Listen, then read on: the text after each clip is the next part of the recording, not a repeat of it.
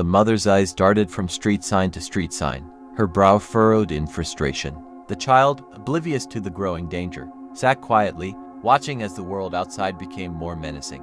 A sinking feeling crept into the mother's stomach, a mix of fear and disorientation, as she realized they were lost. In her desperation, the mother rolled down the window as they pulled up beside a red light. She noticed a man in a car next to them. He was well dressed, wearing a sharp suit that seemed out of place in this part of town. His eyes, though, told a different story, cold, calculating, like a predator sizing up its prey. Despite the unease creeping into her thoughts, she asked him for directions. "Just follow me, ma'am," the man said smoothly, his voice dripping with false charm. "I live near there and am just headed home." Without hesitation, he turned his car around, the tires screeching slightly on the cracked pavement. The mother, relieved, began to turn the wheel to follow him.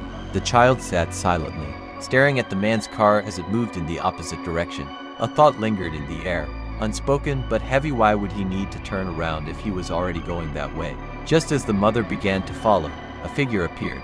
A second man, much older, stepped out from the shadows of a nearby shop. His voice was rough but urgent. "Don't follow him," he warned, his eyes fixed on the stranger's disappearing taillights. "He's not taking you where you think." The mother's hands froze on the wheel. She looked at the man, her heart pounding, and something in his tone told her to listen.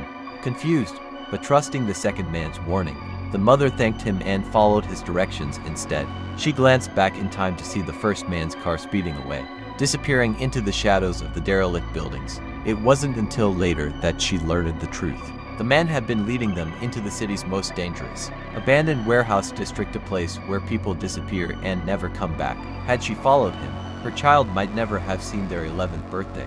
Sometimes, a wrong turn can lead to something much worse than just being lost. That night, the child learned a lesson that would never be forgotten. Trust your instincts, and never follow a predator, no matter how well they hide behind a friendly smile.